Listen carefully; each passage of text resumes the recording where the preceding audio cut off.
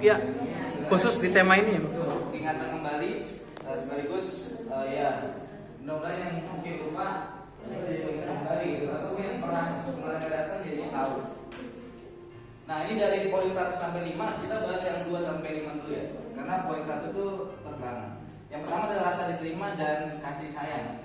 Nah ini biasanya anak-anak yang apa namanya di kelas itu dia pengen, jadi dia punya geng-geng gitu kan, satu orang yang pengen dia masuk kemana aja itu diterima gitu kan, dan kalau nggak terima dia akan merasa apa namanya kesel gitu kan segala macam. Nah ada orang kayak gini biasanya orang itu dia begitu, jadi mau masuk ke siapa aja dan dia mau diterima, karena setelah diterima dia akan senang. Kemudian yang kedua adalah kebutuhan atas penguasaan.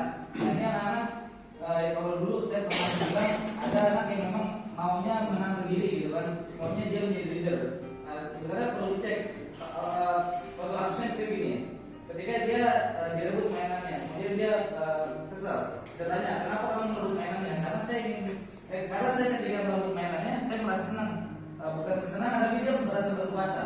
Karena berkuasa jadi kebutuhan hidupnya terpenuhi, penguasaan. Kemudian yang keempat, hak kebebasan. Nah ini terkait siswa kita yang kalau di kelas belajar suka nggak bisa diem.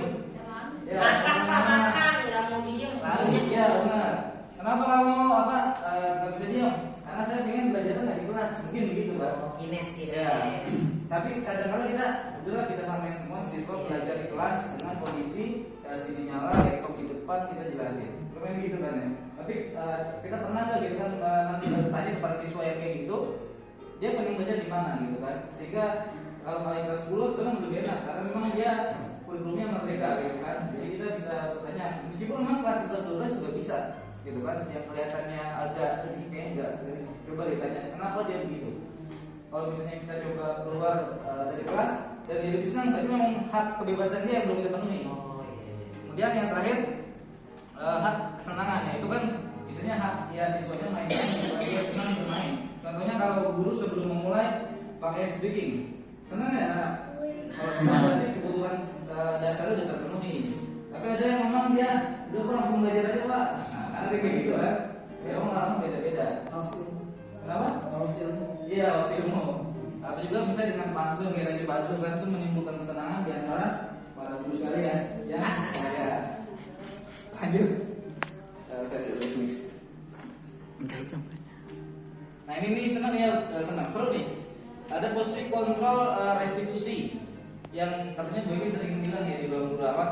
Yang pertama penghukum, kedua pembuat merasa bersalah, yang ketiga teman, keempat memantau, yang kelima adalah manajer. Sebelum kita masuk ke penjelasan ini memang bukan sering, mungkin beberapa kali pernah terjadi di bapak dan ibu guru gitu kan, termasuk saya pribadi. Ternyata selama ini saya posisi yang nomor 3, kadang nomor 4. Padahal yang diharapkan adalah manajer. Bahkan saya juga pernah, kamu saya takutnya bapak dimarahin sama sekolah, kamu nggak bisa sama bapak, itu membuat merasa bersalah. Kadang begitu. Apa sih?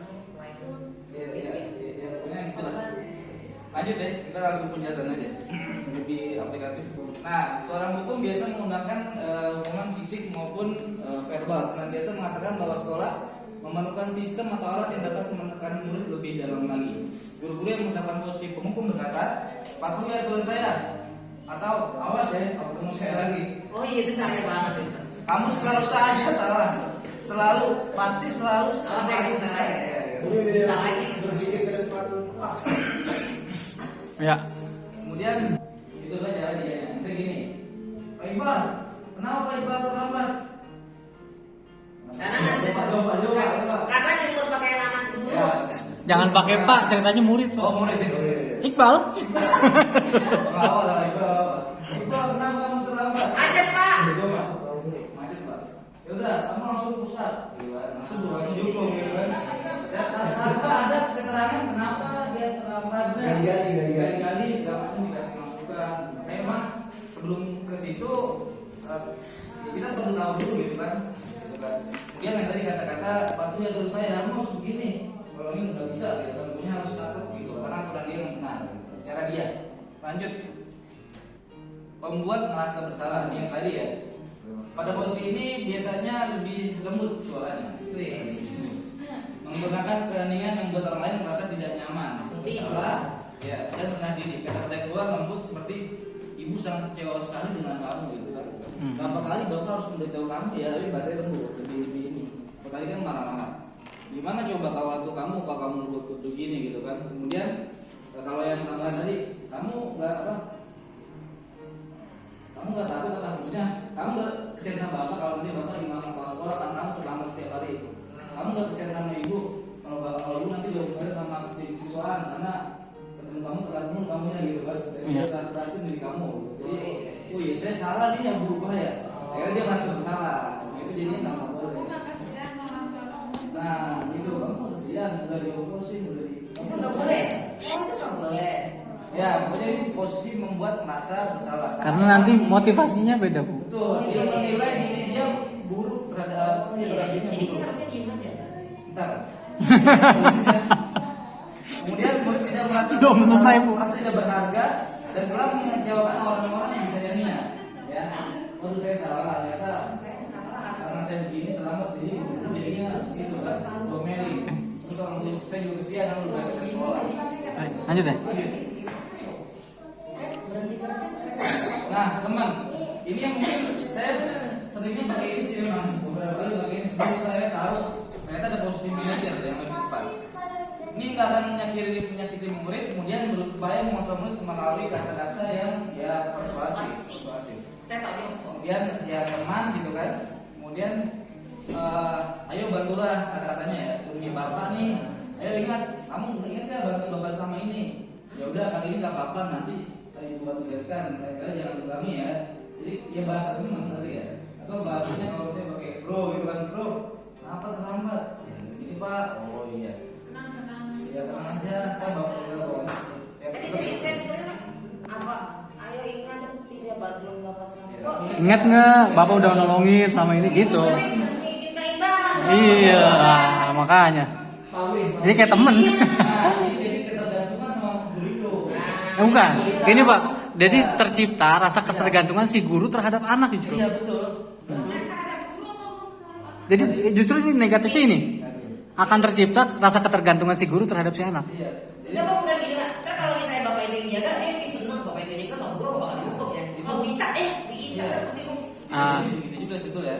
Karena tadi itu kan tidak membantu maka murid tetap kecewa. Betul. Ternyata yang bisa bantu saya cuma bapak itu doang. Jadi kan jadinya nggak bagus sebetulnya kan. Padahal iya, itu contohnya. Oke. Bagus ya. Udah paham ya. Lanjut Pak. Ini hal negatif nggak di? Ada pertanyaan. Udah ya. Selanjutnya adalah posisi memantau. Nah ini juga kadang saya pakai ini tapi lebih sering ke teman kalau saya jujur ya, kan jujur pribadi kan. Kemudian memantau berarti mengawasi. Nah ini berdasarkan peraturan dan konsekuensi. Ini ada kata-kata konsekuensi, masih ada konsekuensi. Kemudian dengan menggunakan sanksi atau konsekuensi kita dapat memisahkan hubungan pribadi kita dengan murid. Pertanyaan yang kita ajukan misalnya peraturannya apa yang telah kamu lakukan, sanksi atau konsekuensinya apa. Nah contohnya gini, Iqbal, kenapa kamu terlambat? Coba. Terlambat, macet. Kamu tahu konsekuensinya apa? Tahu Pak. Yaudah, sekarang kamu lari. Jadi dia udah tahu konsekuensinya sesuai kayak gitu. Menganggap kayak gitu. Mengembalikan ke konsekuensi. Jadi gitu Pak. Ya alhamdulillah beberapa kali saya sudah coba posisi manajer meskipun masih kadang kesini ya. Nah seorang memantau sangat menggunakan perhitungan, catatan atau data yang digunakan sebagai bukti alias perilaku bukti atas perilaku seorang. Kamu sudah terlambat di seminggu itu 5 kali. Jadi gimana gitu kan? Jadi udah. Kamu tahu konsekuensinya apa? Bulan atau apa gitu. Jadi udah bahasanya pakai data gitu kan. Lanjut. Yang terakhir. Manajer adalah posisi di mana guru berbuat sesuatu bersama. Ini bersama. Jadi bersama dengan murid. Ya dengan murid itu punya komitmen bersama untuk berubah, gitu kan? Maaf untuk membantu murid berubah. Mempersilakan murid mempertanggungjawabkan perilakunya, kemudian mendukung murid agar menemukan solusi atas permasalahan sendiri. Kemudian seorang manajer akan berkata apa yang diyakini kembali tadi pada keyakinan kelas. Apa kamu meyakininya? Jika kamu meyakini kamu bersedia membaginya, bla bla bla gitu kan. Nah ini guru akan mengembalikan tanggung jawab pada murid untuk mencari jalan keluar permasalahan itu dengan bimbingan guru. Contohnya tadi sebenarnya mirip dengan yang tadi ya. Saya ulang nih. Yang kedua, kenapa terlambat? Lama konsekuensinya. Nah itu tadi mantau ya. Ini ganti. Kamu tahu keyakinan kelas? Apa yang berkaitan? Nah, kalau kamu terlambat berarti kamu bisa sesuai dengan keyakinan kelas. Bisa, jadi tentang apa? Jadi membantu. Kemudian setelah ini kamu bisa memperbaiki keyakinan kelas. Bisa. Jadi begitu ya. Atau apa sih? Manajer. Posisi manajer. Oke. Gimana? Pause dulu. Nah ini ya udah Pak, ini manajer. Oke. Segitiga restitusi. Nah ini segitiga restitusi, jadi ada 3. Yang pertama kita stabilkan identitas si anaknya terkait kesalahan yang dia perbuat. Ya. Contohnya tenang saja, semua orang pernah melakukan kesalahan, bapak juga pernah melakukan kesalahan kayak gitu. Jadi meyakinkan si anak bahwa yang salah bukan dia doang, pun nanti bagus kayak gitu. Ya, mungkin dia rasanya begitu. Kemudian yang kedua, validasi tindakan yang salah. Perbuatan kamu tadi terlambat benar nggak? Benar Pak. Maka pada saat wawancara salah nggak? Salah Pak. Jadi benar nggak dia tahu kalau dia salah? Pak, tentukan videonya mana? Ya tahu. Yang terakhir kamu menanyakan keyakinan kelas. Pokoknya Bu Evi paling keren. Kamu tahu nggak? Kalau kamu makan nggak Kan boleh ada itu enggak? melanggar keyakinan apa? Kalau saya kan di sini saya siswa ya. Yang terakhir cinta tanah air dan bangsa. Karena nggak boleh makan pada saat apa yang kamu hormati berarti kan. Apalagi bisa ngobrol bahasa berjalan, sama sebenarnya. Tapi kalau keyakinan kelas nih ya, sebenarnya nyambungnya ke tadi. Ntar khususnya wali kelas mungkin bisa meyakinkan kembali para anak didiknya sebenarnya. Pengennya sih gitu ya Pak Zul ya, buat Betul. yakin masing-masing kelas sehingga nanti dikontrol. Contohnya kayak kemarin yang power ini tuh kan, anak yang angkatan yang di bawah tuh kan, yang sholat, misalnya dia ada hukumannya. Ternyata ada beberapa yang menagih tapi yang enggak juga ada. Tapi itu contoh yang kita perlu apresiasi sebenarnya, karena mereka sudah bisa membuat peraturan tanpa kita arahkan. Itu kelas 12 ya? Iya, contohnya. Iya itu udah oke sebenarnya. Lanjut Pak. Silakan teman-teman bisa saksikan video ini. Tadi berarti bilang video. Dari setengah hari.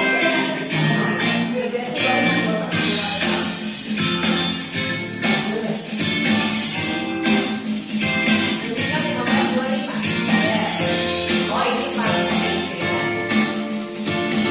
Sore Bro. Sore Pak. Jadi tadi Bapak melihat apa itu sholat asarnya datang terlambat ke masjid. Iya, saya terlambat. Tapi tenang, semua pernah melakukan kesalahan dan kita bisa menyelesaikan masalah ini. Baik Pak. Tahu kan? Baik Pak, cengar-cengir. Kita mulai sholat asar. Tahu Pak, jam 15.35. Betul 15.05 jam sholat kita. Tapi tadi kamu datang ke masjid itu jam 15.40, telat 5 menit. Iya Pak, saya terlambat. Jadi gimana tadi kenapa kamu bisa terlambat? Karena tadi saya sedang ke kamar mandi. Nah, jadi gimana nanti buat kamu biar besok tidak terlambat lagi? Kira-kira apa yang kamu lakukan? Berusaha datang ke masjid lebih awal. Tahu nggak keyakinan siswa kita itu tertera di diklat siswa dan bagi siswa kelas bangsa. Itu yang pertama taat kepada Allah dan Rasulnya. Tahu Pak? Alhamdulillah Allah tahu. Jadi yang pertama taat kepada Allah dan Rasulnya, dan bentuk kamu sholat tepat waktu itu juga dalam rangka kamu taat kepada Allah dan Rasulnya. Jadi apakah besok kamu akan mengulangi lagi setelah sholat berjamaah? Tidak Pak. Apakah kamu bisa memperbaiki komitmen kamu? Bisa Pak. Terima kasih, saya bisa melanjutkan kapasitas yang selanjutnya. Terima kasih pula Pak. Oke, cukup ya Pel. Terima kasih Pak Lutfi. Saya tadi malah saya Oh, yang kedua. memberikan arahan Next. memberi solusi sendiri karena Ini. saya terlambat. Bukan sholat. maksudnya dicepetin. Terima kasih sudah memberikan Eh, proses restriksi. Itu berapa kali salah ya diskusi? Ya kan orang Makan pada saat apel siswa. 2 kasus Pak. Jadi memang itu dua kesalahan, namun kita bisa memperbaiki. Yang apa? Kenapa kamu makan pas apel siswa tadi? Karena saya lapar Pak. Tahu nggak solusinya gimana? Mungkin kakaknya bisa bikin sarapan. Ya. Ya, betul. Jadi aku sekarang dulu ya. Kamu tahu nggak? Kita Cukup lah ya? di sekolah. Cukup Tahu ya? Pak. Ini apa? Sekolah kita pada siswa itu ada tentang cinta tanah air dan bangsa. Nanti kira-kira kamu wujud cinta tanah air dan bangsa juga. Bukan Pak, makan pada saat apel bukan cinta tanah air. Jadi kamu siap nggak memperbaiki kegiatan sekolah kita terkait dengan siswa yaitu cinta tanah air dan bangsa? Ya Pak, terima kasih Pak. Terima kasih juga apa ucapan buat kami yang sudah bisa menjadi proses ini. Sekarang silakan kembali aktivitas kelas. Terima kasih Pak Lutfi karena tidak membantu saya saat makan. Itu apa itu main di lapangan itu, Insya Allah besok saya akan sarapan. Kelas 12 sama kelas 3. Dan terima kasih telah melaksanakan proses restitusi. Itu ada pemain yang tadi tuh. Iya, itu sebelumnya. Baik, kayaknya cukup Bapak Ibu ya. Videonya mah enggak. Saya sedikit deh. Tadi di ruangan dulu ya sama siapa?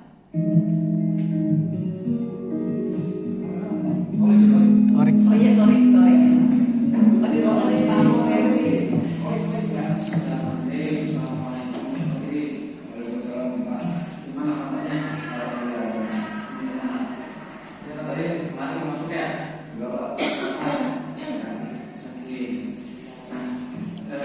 Kebetulan sebelum-sebelumnya juga pernah masuk ya, hari ini masih ragu, ya kan? Tapi nggak masuk pelajaran Quran.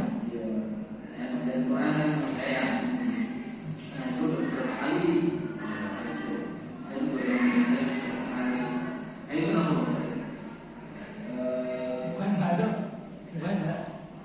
Disembunyikan Pak. ketiduran. Oh, kenapa bisa ketiduran? Kayaknya nggak mau dia. Aneh kasih pilihan. Iya. Kalau malam udah jam 11 itu bagian SMA udah pengalaman. Udah ya. Jadi udah harus bisa ngatur waktu ya kan. Nah, kira-kira nih kalau misalnya saya terlambat juga saya juga sering ya gitu kan manusia kan mungkin begadang dengan saya punya tugas ya itu manusiawi sebenarnya tiduran. Nah cuma memang ya kita kan perlu memperbaiki diri terus kan setuju nggak gitu. Benar ya berarti kalau tiduran nggak hadir di tiduran salah kan salah. Nah kira-kira menurut Bang Tori keyakinan kelas kita ya atau keyakinan sekolah kita kan ini ada beberapa ya di dalam menjadi siswa. Nah yang berkaitan dengan tadi Bang Tori tidak hadir Quran itu yang mana? Nomor berapa Bang? Nomor 5. Jadi itu berkaitan dengan antusiasme kita ya. Kemudian kalau masalah begadang atau ngatur diri itu masuknya mana? Masuknya bersihkan diri. Ada contekan sama skill Diri juga laku. kan biar menahan diri tidak begadang kan. Kemudian sama semangat juga untuk ya mendisiplinkan diri kan. Itu. Nah, berarti kan ini istilahnya tidak mencerminkan kan jadi yang memenuhi ikratan yang sangat merabu ya pada saat fakta dan bicara. Oke, berarti menurut mereka gimana sih? Sebenarnya harus lebih mandiri, mengatur waktu, biar enggak kedua ya kedua harus bersemangat Oke. Dan berkaitan juga dengan cerita motorik yang saya tadi. Cita-cita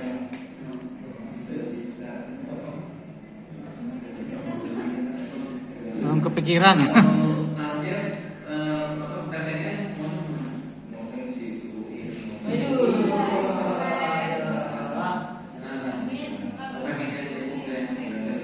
Kalau Mas UI kan susah ya Mas ya.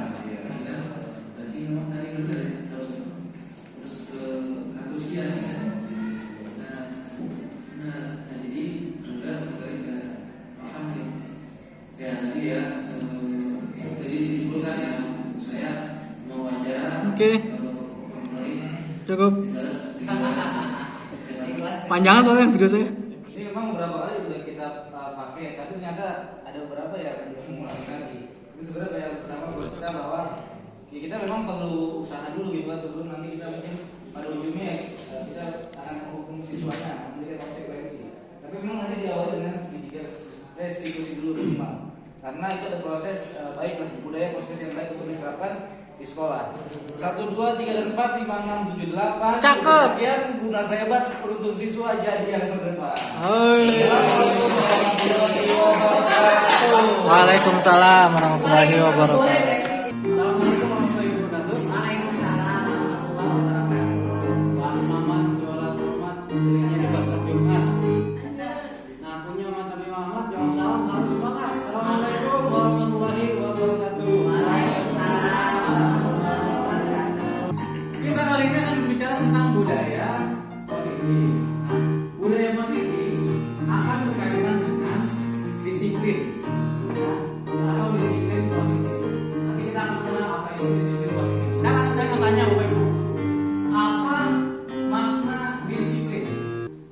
Mengerjakan amanah dengan maksimal dan tepat waktu. Masya Allah. Beri tepuk tangan untuk Bu Ima.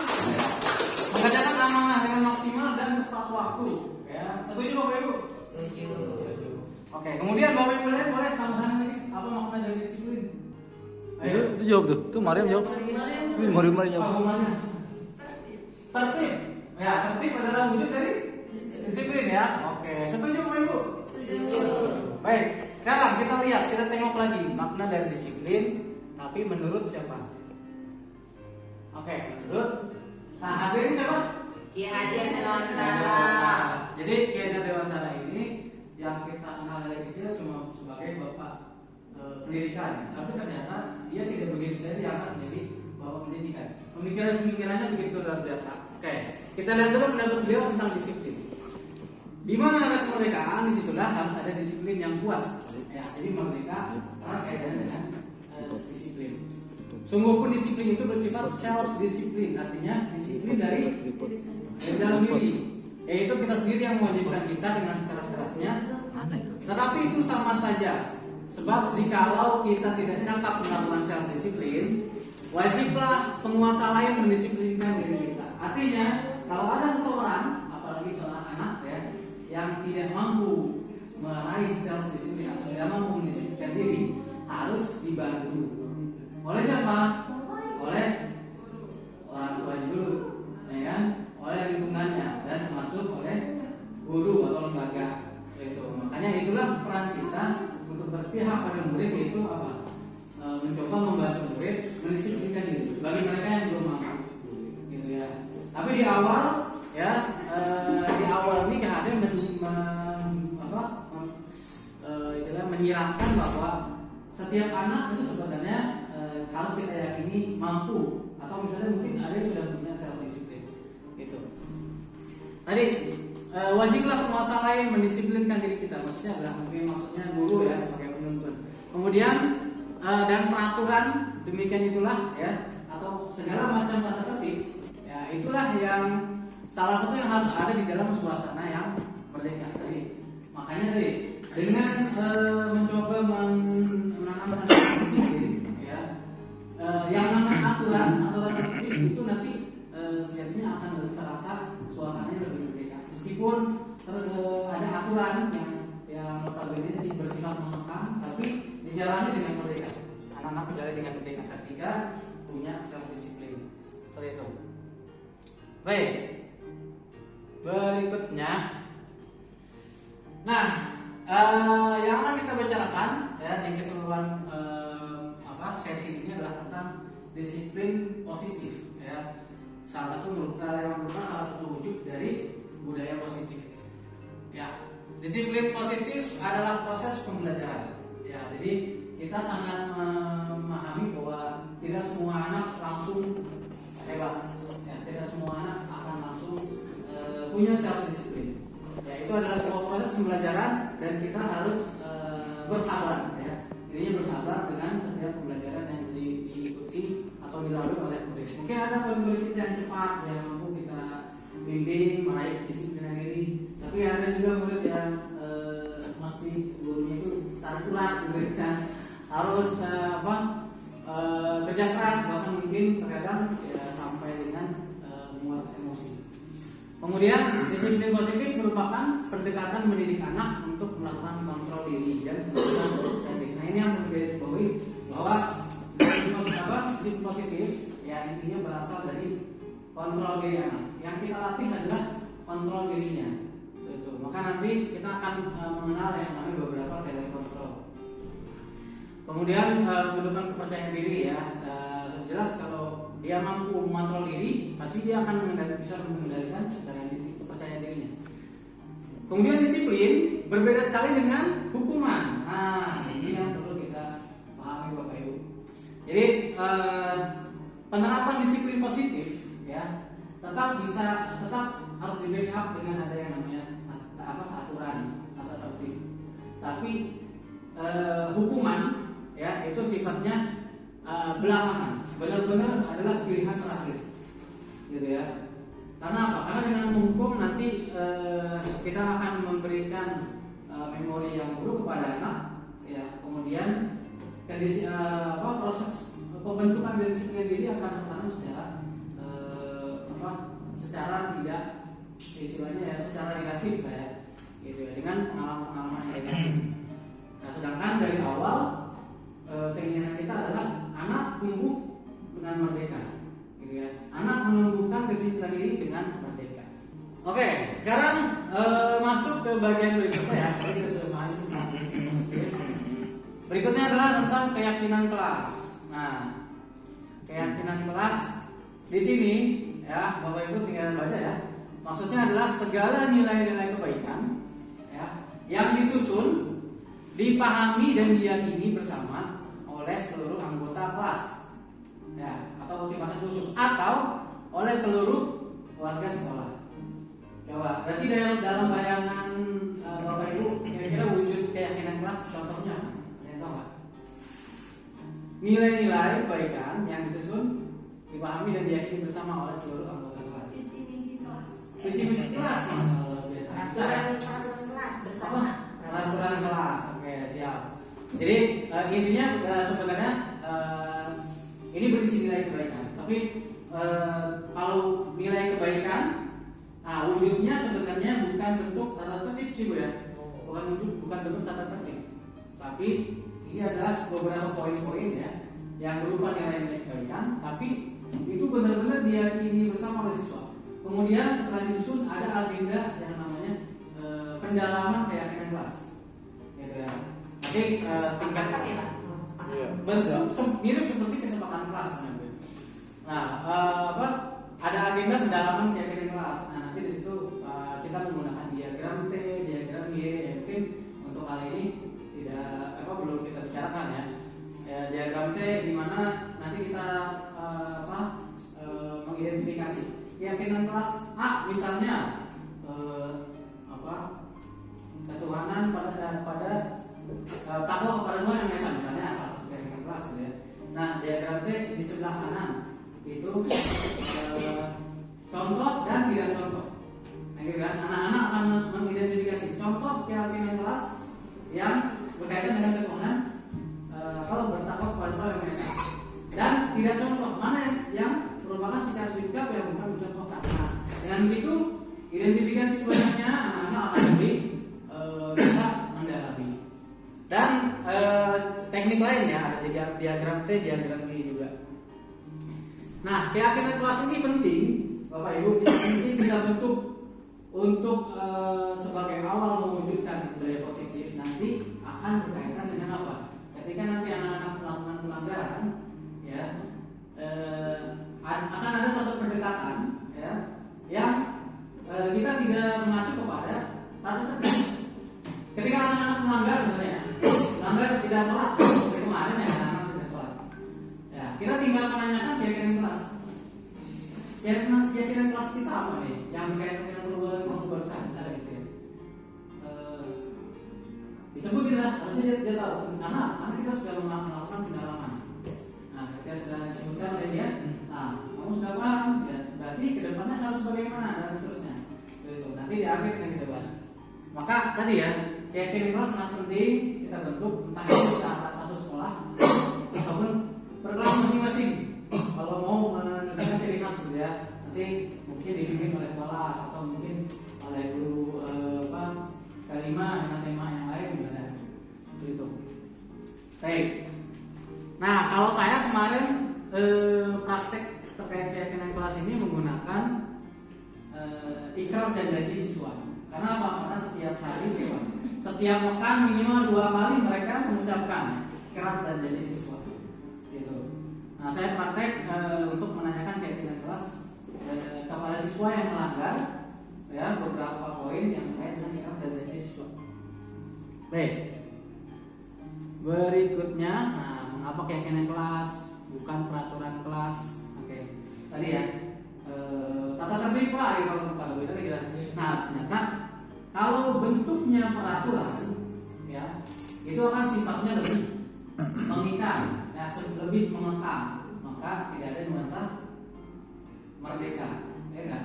Tapi kalau bentuknya keyakinan kelas, ya apa yang mereka yakini itulah yang akan menggerakkan diri, ya akan menjadi motivasi diri tadi ya. Kan kita mau membangun self disiplin, maka harus muncul kedisiplinan dari dalam diri. Motivasi harus dari dalam diri. Kalau berangkat dari keyakinan kelas, maka seharusnya ya setiap tindakan mereka dikendalikan oleh keyakinannya mereka, bukan dikendalikan oleh peraturan. Itu bukan peraturan yang menggerakkan, tapi keyakinan masing-masing. Dengan begitu kita itulah mengapa kita wajib ya menyamakan keyakinan. Ya, ini sih ada jawabannya ya. Suatu keyakinan akan memotivasi seorang dari dalam, benar ya? Ini saya lupa ada strategi tadi sama ya, biasanya sama. Nah, suatu keyakinan akan lebih memotivasi seorang dari dalam atau memotivasi secara intrinsik, ya motivasi dari dalam diri. Seseorang akan lebih tergerak dan bersemangat untuk menjalankan keyakinannya daripada hanya sekedar mengikuti serangkaian tata tertib atau peraturan yang sifatnya tadi mengekang, yang mengatur mereka harus begini, harus begitu. Nah, sehingga membuat tadi ketidaknyamanan, mungkin ada juga keterpaksaan.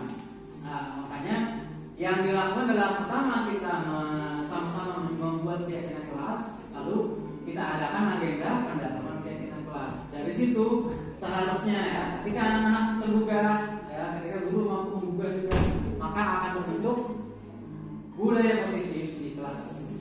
Baik. Ya, di sini ada beberapa karakteristik tentang keyakinan kelas ya. Untuk membuat keyakinan kelas, ya kita harus memperhatikan beberapa karakteristik ya. Keyakinan kelas bersifat lebih abstrak daripada peraturan. Itulah kenapa kalau peraturan detail ya, misalnya dilarang membawa senjata tajam, dilarang membawa narkoba, dilarang boleh merokok, gitu ya. Bisa nggak semua peraturan ini yang detail-detail ini kita rangkum dalam satu keyakinan? Misalnya keyakinan apa? Tadi dilarang membawa senjata tajam, dilarang membawa narkoba, dilarang membawa dan merokok, gitu kan? Nah, itu kan semua bisa dirangkum dalam satu keyakinan sebenarnya. Contoh misalnya keyakinan menjaga keselamatan diri dan orang lain, senantiasa menjaga keselamatan diri dan orang lain, itu kan bisa menjadi satu keyakinan, benar nggak? Nah, dengan selanjutnya keyakinan itu bisa disepakati jaga keselamatan diri dan orang lain, kemudian kita lakukan pendalaman, ya. Tadi pendalaman kan contohnya kita memberikan contoh, ya. Mana yang contoh, mana yang bukan example, mana yang non example. Di situ anak-anak mengidentifikasi sendiri. Nah, dibanding peraturan yang lebih rinci dan konkret tadi. Kemudian ya, keyakinan kelas berupa pernyataan universal, kemudian sampai yang atas.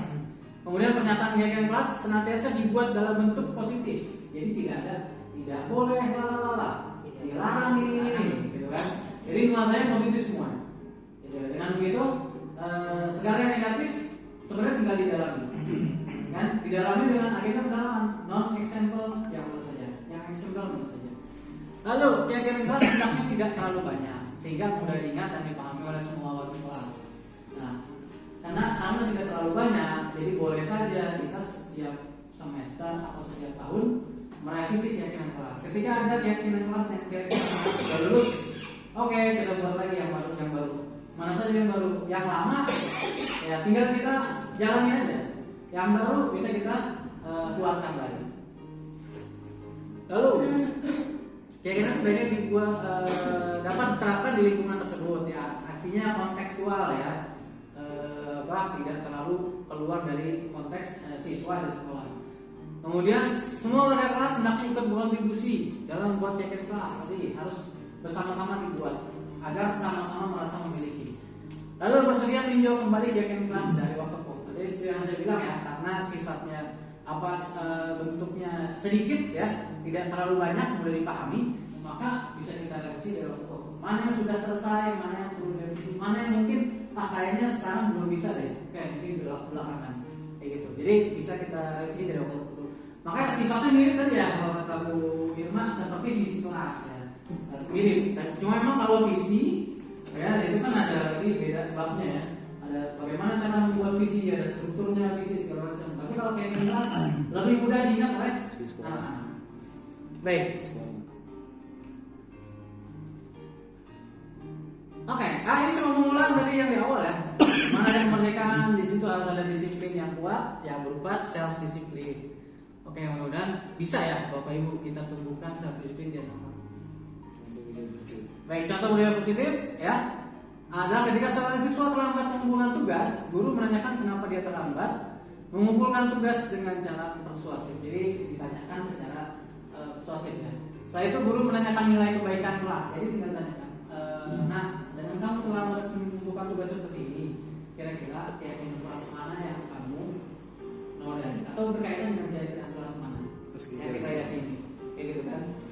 Nah kemudian apa yang harus kamu lakukan? Jadi kita cuma membantu murid untuk mengenali kesalahannya, kemudian mengenali mana keyakinan kelas yang dilanggar, kemudian membimbing dia atau memotivasi dia ke depannya dia harus bagaimana. Jadi nggak lagi kamu besok bisa begini lagi ya. Kalau saya lihat lagi ngomong seperti ini, Saya banget itu. itu akan menimbulkan suasana yang tidak merdeka. Jadi Bapak Ibu ya, mari sama-sama bersifat. Selama ini kita sudah seperti apa kan? Gimana nih? Baik. Bapak hilang mulu nih. Ya, kemudian proses ini terus didampingi guru, dibiasakan di kelas, ya, apa itu? Dan terus dievaluasi sehingga jadi budaya positif di kelas. Motivasi perilaku manusia. Baik, saya tinggal sedikit lagi ya, saya akan saya gitu. Mas, Bapak Ibu ada dua kasus nih. Lihat dua kasus ya. Ada kasus atas dan bawah sebelah kiri. Bayangkan, pertama Bapak Ibu silakan bayangkan seorang murid yang seorang murid Bapak Ibu, dia selalu mengerjakan tugas tepat waktu, berusaha tidak datang terlambat setiap hari, karena dia tidak mau kena poin dari kelas ini. Oh gitu ya. Oke, satu ya, kasus pertama. Yang kedua, bayangkan juga murid yang lain, ya, di mana dia selalu menaati peraturan, ya, itu sudah pasti menaati peraturan. Kemudian dia selalu mengikuti perlombaan, ya, yang dia bisa, perlombaan akademik. Agar apa? Agar mendapatkan catatan prestasi. Kemudian mendapatkan penghargaan dari Bapak Ibu guru dan seterusnya.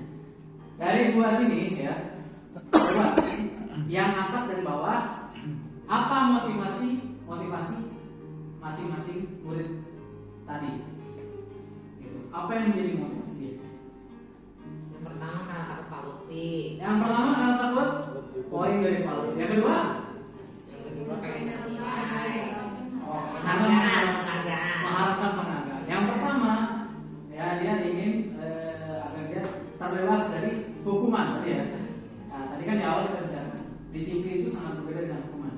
Kemudian yang kedua, ya, dia mengharapkan penghargaan. Baik, kita lihat Bapak Ibu. Jadi ternyata kita kemarin diajarkan ya, menurut ibu itu ibu apa bapak sih lupa ya, Diane Gosen dalam bukunya Restructuring School Discipline. Ibu ya? Oh ibu. Oh iya, ada fotonya nenek-nenek. Menyatakan ada 3 motivasi dalam Ini hukum dosen bukan Pak? Ekonomi ada juga dosen. ada itu. Bisa jadi. Dosen tapi dia ngomong. Dosen juga. Kalau yang kirim barang pakai bisa. Mungkin beda. Ya, jadi menurut Diane Gosen ya dalam bukunya ada 3 motivasi perilaku manusia. Yang pertama adalah untuk menghindari ketidaknyamanan dari hukuman. Ya, jadi ada orang-orang yang mungkin nggak dihukum deh, gitu. Saya nggak akan berbuat salah. Atau yang kedua, motivasi kedua dia berbuat. Motivasi kedua dalam perilaku dia agar dia mendapatkan penghargaan dari orang lain. Apakah ini baik? Baik juga. Nah, nanti kita lihat. Kemudian yang ketiga, untuk menjadi orang yang mereka inginkan, yang mereka visikan, menjadi orang yang mereka yakini suatu saat harus jadi orang seperti itu maksudnya. Jadi kembali lagi kepada apa nih? Kepada keyakinan. Ya kan? Kemarin slide sebelumnya kita bicara tentang keyakinan kelas. Sebenarnya kita mencoba menanamkan keyakinan seseorang ya, keyakinan seseorang berdasarkan nilai-nilai yang positif, ya berdasarkan nilai positif. Sebenarnya tadi ya, kita mencoba anak untuk lebih merdeka, tidak terikat dengan peraturan, tapi kita coba agar tetap terpantau. Nah, kita buat keyakinan bersama keyakinan kelas. Nah, gitu. Dengan begitu dia akan tumbuh tertanamkan nilai-nilai yang nanti akan mereka yakini dan itu menjadi menjadi penggerak mereka dari dalam, menjadi motivasi mereka untuk bergerak. Nah,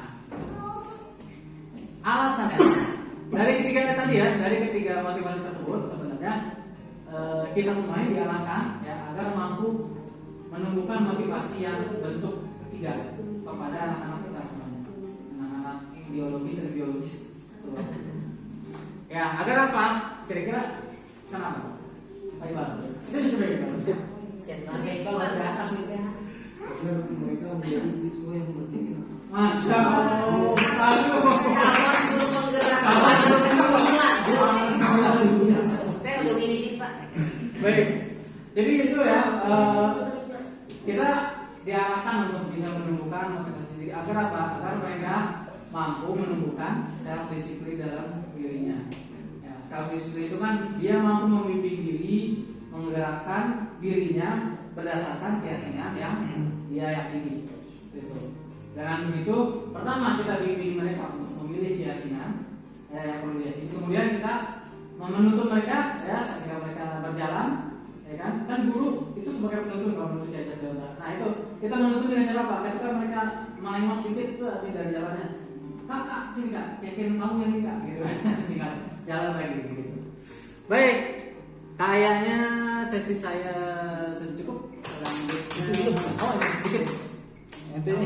Ya, itu jawabannya ya. Karena motivasi intrinsik yang berdampak jangka panjang, kemudian motivasi yang tidak akan terpengaruh kepada adanya hukuman atau hadiah. Kami meminta Bapak Ibu semua nanti memberikan refleksi ya apa yang kami sampaikan. Nanti akan ada link Padlet, nanti tinggal isi ada 4 pertanyaan. 4 pertanyaan ini sebenarnya merupakan teknik membuat refleksi Bapak Ibu. Kalau Bapak Ibu minat jadi CGP, bisa latihan.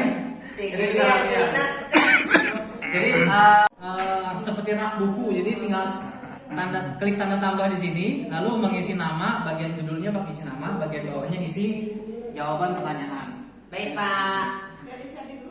Nanti saya share, ini tinggal waktunya, kemudian saya share ke grup. Baik, mungkin cukup sekian ya. Tadi ditutup oleh Pak Lutfi, saya juga menutup. Mohon maaf mungkin banyak kesalahan. Pantunnya sudah diambil Pak Lutfi, jadi saya cukupkan. Assalamualaikum warahmatullahi wabarakatuh. Waalaikumsalam warahmatullahi wabarakatuh.